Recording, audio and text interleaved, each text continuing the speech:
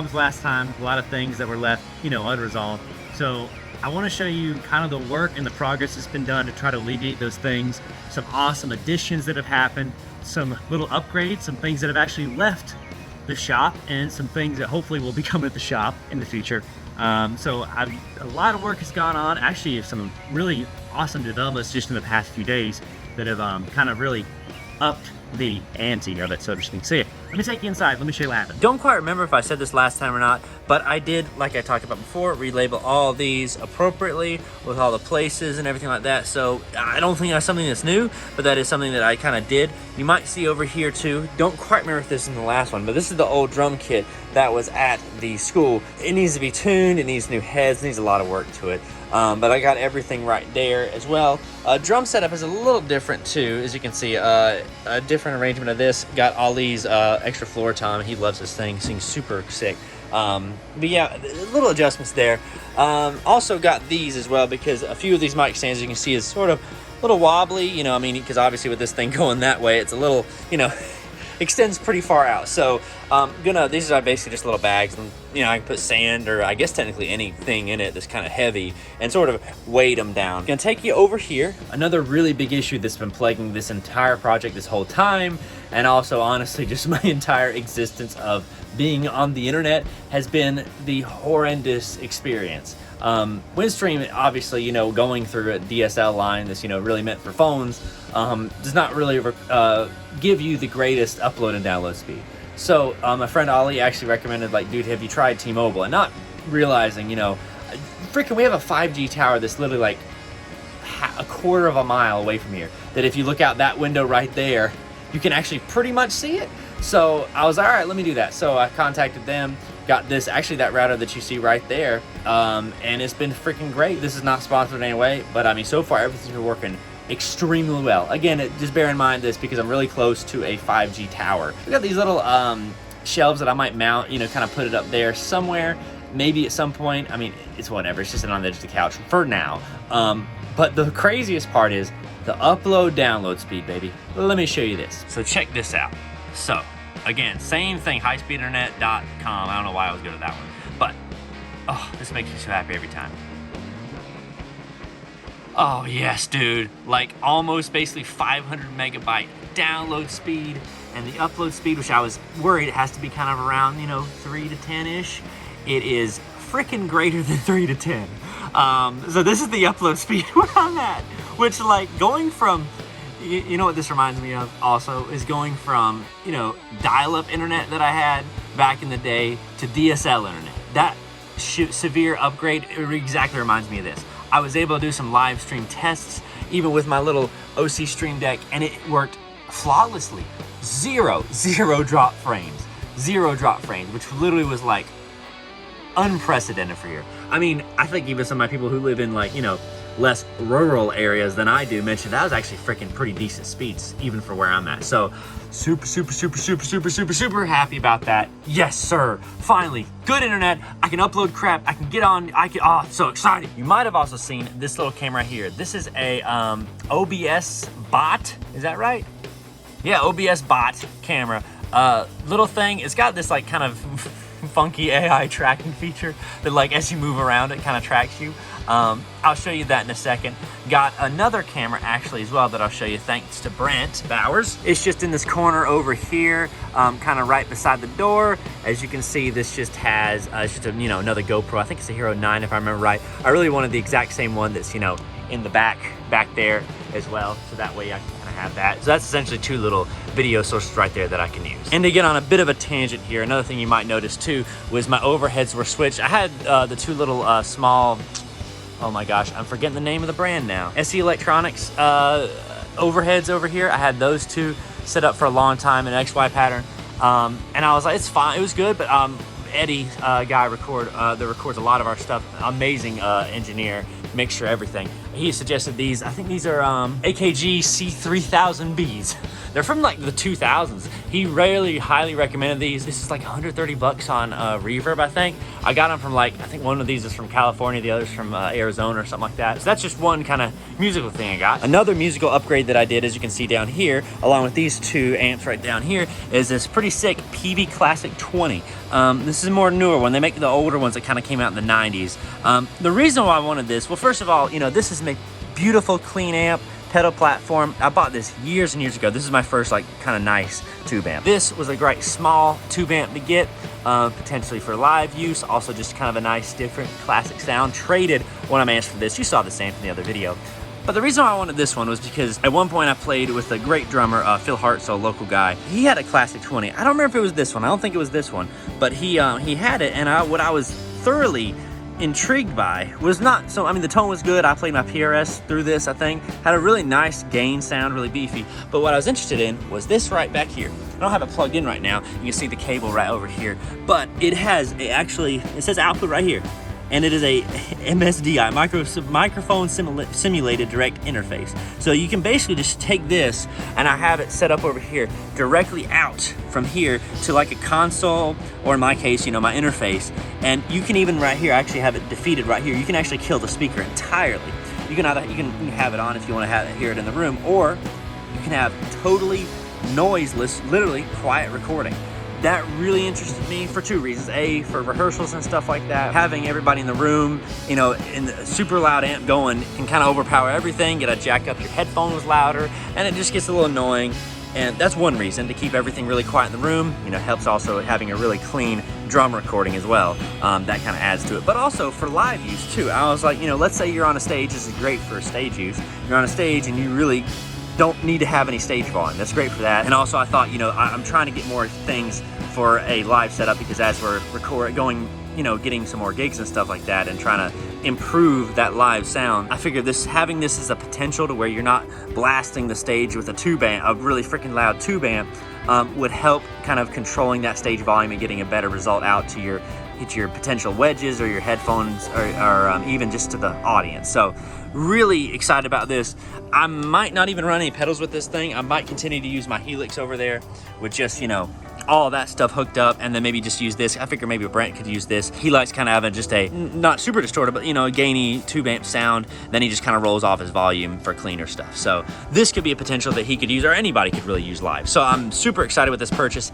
It was a big pain to figure out what was going on with this though, because for a time, well, first of all, when this came, I got it for a super great deal on Reverb. Sadly, in transit, you know, these two knobs fell off. Not a big deal, not the end of the world. Everything still functions fine. Super like bassy sounding amp for some reason. I had to roll, as you can sort of see by my EQ choices here, I had to sort of roll like everything off this thing. I mean, there's no bass. You can't really tell where the treble's at, but I have it like on 8 or 9. Super bassy, but that's really not the issue that happened with this amp. I was plugging it in, and there's all sorts of ground noise interference and stuff like that. So, and so I, was clicking on this, and that didn't change it. Tried it in different plugs over there and over there. I tried it even over here closer to the keyboard side. Nothing was working. And eventually I said, let me check the cable. Sure enough, it wasn't actually this cable. This cable is fine. It was a cable that, because as you know, my cables go all the way down, then over in here somewhere, right? So it happened to be a cable that I had to plug that red cable into to kind of make it to reach my interface, and that cable was just kind of messed up, so I had to crawl back underneath there. Oh, never, ever am I gonna hopefully go back there again. If I had to crawl back underneath there, unplug it from back there, remember how tight that space was probably. I didn't even move this out, I just kept it as is. And I replaced it, and hey, what do you know, it worked out great. So yeah, this is a great asset to have. I literally don't have any more room for other amps. It's the only sucky part. I have 0 room for any other amps. So this is gonna be my amp arsenal for a potential foreseeable future. And I'm kind of like the flavors I have here too. Like I said, this is a perfect clean amp, pedal platform. Love the sound of this amp. Super loud though, super heavy. Supro, much significantly lighter. Nice sounding amp. It has a fairly decent, clean and overdrive channel. The overdrive is not super heavy, but it's a nice classic rock sound. This is I think perfect for anything classic you could possibly want. And it's a small tube amp style. Also tube amp though, I should clarify, this PV Classic 20 is also tube amp, but I love this for the sake of recording usage, for quiet recording and live purposes too. It's not super heavy. I don't mind because I spent like 60% of that value. I mean, super great deal. Got it from a guy that was trying to get rid of it quick, and thankfully I found that purchase on Reverb. Good thing to look for is always those options. Something that you can, even if it takes you an extra, instead of spending the whole full retail price, take a little bit of time, research it, look it up, because you never know what somebody's trying to get rid of. But yeah, anyway, that's my amp arsenal now. Super, super happy with that. Let's get back to the video stuff now. So again, here is this OBS bot little tiny camera. Again, only like 70 bucks on Amazon. Surprised it worked.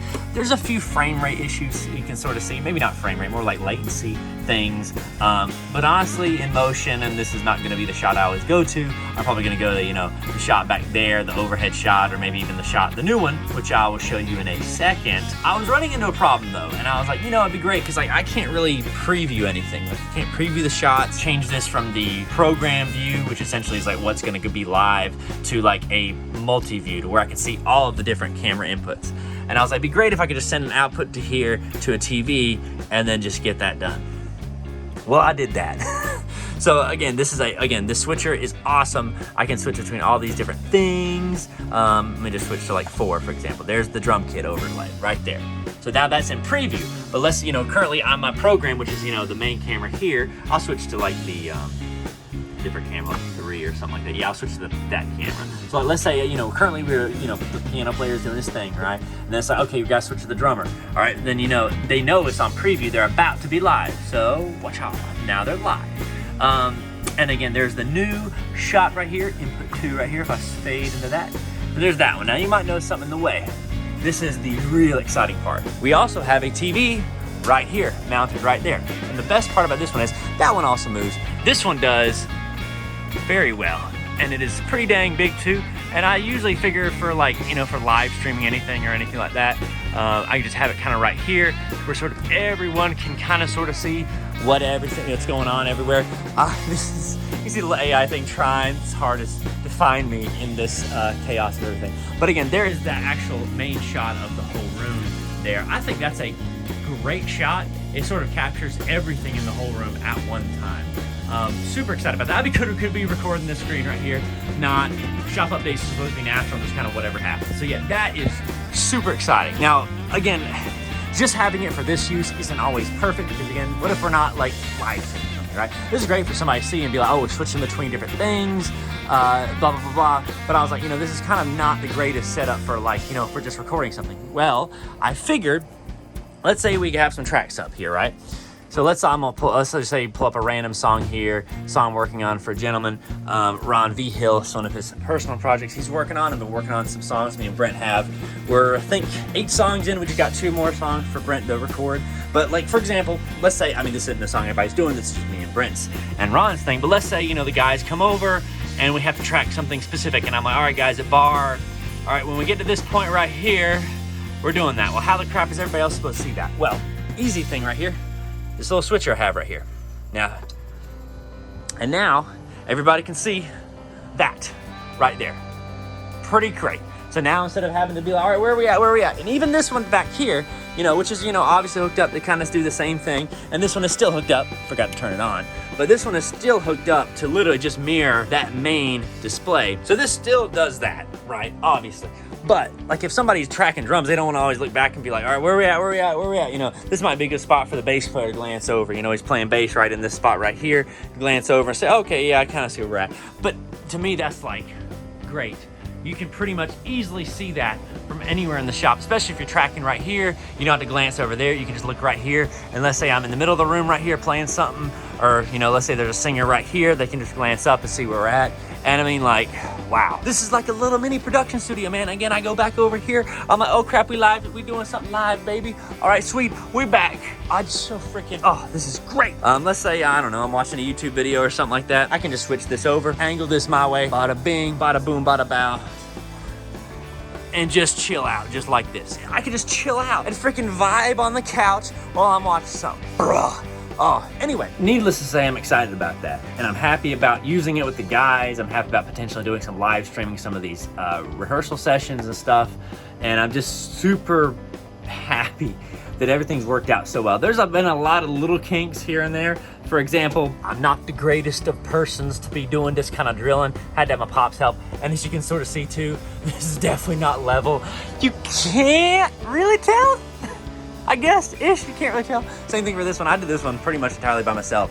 And again, same thing with this one. I'm gonna have to kind of leave this one sort of pushed up against the back at all times anyway, just because it's cabling wise is awkward. And also sadly, the power cable is kind of scrunched behind this little metal brace right here. I tried to kind of have a lot of distance behind the metal brace, but still it's sort of scrunched back there. Can I tell you how much I paid for both these TVs right here? Freaking legend. Went to an auction place, was like, because my dad was going there, I was like, hey, and I just asked the guy, so what you looking for? I was like, and I hadn't even thought about it. I said, I don't know, I'm looking for 2 little TVs, nothing too crazy, smaller one, a bigger one. And sure enough, he found one. He's like, hey man, $10 for this one, $15 for that one. I walked out of there with freaking $25 out of my pocket, all right? And got that. That was the most exciting thing. And my pops actually helped me because I didn't have enough cash, but I paid them back. Either way, $25 for 2 DVs and this setup. Dude, I'm happy. Freaking paid more for the dang bracing and freaking HDMI cables and stuff than I did for the actual TVs. It's hilarious. But nonetheless, dude, sick, man. Also, a little thing I did too, on Amazon, there's that cable management kit that I bought. There's this little wrapping thing that I put around all those little chunks of HDMI cables going down to there. Just figured it looked a little nicer because there's already like a freaking metric crap ton of cables. I mean, sort of cleans it up. Instead of being 3 wires, it's 1 thicker one. That still looks kind of crappy around here. I can't really do a lot, and I hate the fact that this TV's power cable is not long enough to reach that little strip down there, surge protector down there. So I had to use this, which is something we just kind of had laying around. Dislike that greatly, but it kind of has to just have to be there for now. And that's actually if anybody needs to plug something in there, even though I would not recommend it, I guess they could technically plug something in there. But either way, super chuffed with that, super happy about that. Not really many issues yet with it. I mean, this was literally, I got the TVs 2 days ago, and I literally installed 2 or 3 days ago, and I installed this in like an afternoon. So I mean, this is something that's sort of quickly done. So I mean, there's still some obvious kinks that might be potentially worked out here and there. But overall, I could not be happier, especially the ability to switch, which this crappy little switcher I've had for literally probably like 6 to 7 years that I've never found a use for, finally has a use splitting between that computer view and also this live view here. Now, those of you eagle-eyed viewers may have noticed that I have less guitars than I had before. I'm always gonna keep my awesome Fender Mexican Strat. Bought it in 2012 in high school, when I was still in high school. Love that guitar. Julia, always have that one. Also, I'll never get rid of what I consider really my first legit, really nice electric guitar, my Ibanez RG350 MYE. Never get rid of this one either. Obviously, still have that bass over there. Still have my baritone over there. Still have my nylon string my mom gave me for my birthday last year. Still have my first acoustic, that slag back there in the far back, and then obviously my mandolin. In the case over there is my current Takamine acoustic, but I have been cleaning out a little bit of my gear. I got rid of my Les Paul Jr. Double Cut 2019 Tribute, however you want to call it. Got rid of that one. Also got rid of my PRS SE Custom 24, the blue guitar that I played. Actually, I played the entirety of Dandelion on that guitar. Also got rid of 2 amplifiers. Got rid of my Marshall Origin 20, little combo amp that I had. I actually bought that at Sweetwater in 2019, the last visit I went to Sweetwater. Really sick amp. Or maybe it was 2018. And I also got rid of my PV Valve King, little nice kind of heavy sounding tube amp. I got rid of those 4 and actually generated a good chunk of funds to where I could actually afford some of the stuff I've been doing, thank goodness. A lot of the stuff was on standstill because I didn't want to keep on dipping into my savings over and over again. I really didn't want to do that. So I finally have a little bit of funds where I can play with it. I've been really looking at getting 2 guitars that I'm super excited about getting. I hope I can get them at some point soon. One is a Fender Telecaster, nothing too crazy in terms of bells and whistles on it that I want. Pretty stock. The color has to be perfect for me. I've found that out. I tend to be OCD about the coloring being just right. And for a while I've been looking at a very certain kind of PRS, but then I found this McCarty 594 S2 model, I think, if I remember right. It's kind of like a Les Paul looking single cut guitar. I saw one of them in particular, black amber coloring on the body. I love the way it looks, but I don't know if I really like the neck styling on it.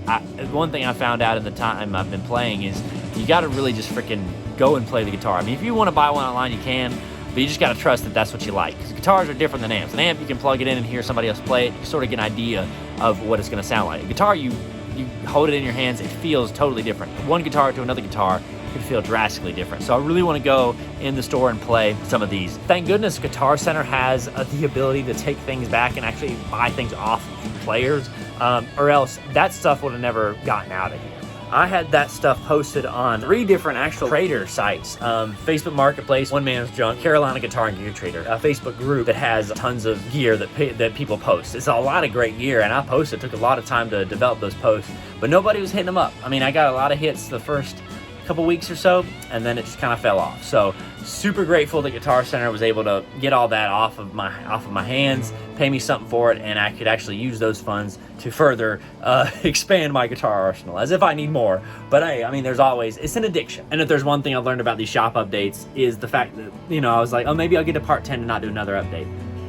This shop's always going to be in flux. My gear's always going to be in flux. There's never going to be a period of time where I'm like, you know, not thinking about, you know, another piece of gear or another thing. I don't think there is going to be a period of time where I'm not always like, I really like this guitar. I wonder how it feels. I wonder how it sounds. I'm always going to be looking for a thing, whether it be a pedal, whether it be a guitar, whether it be a mixing board, which I'm actually looking at right now for some live stuff, whether it be in-ear monitors, which I'm looking for as well.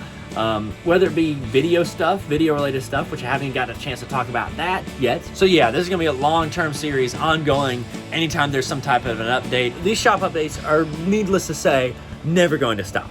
They're gonna be somewhat infrequent as my normal channel videos are, but they will be happening. With that said, that's it for this shop update. I cannot wait to see what happens next. Maybe the next time I'm talking to you, maybe I'm talking about the new guitar that I got. Fingers crossed I can find the mystical holy grail that I've been looking for. Anyway, thanks for watching, guys, and I'll see you on the next shop update.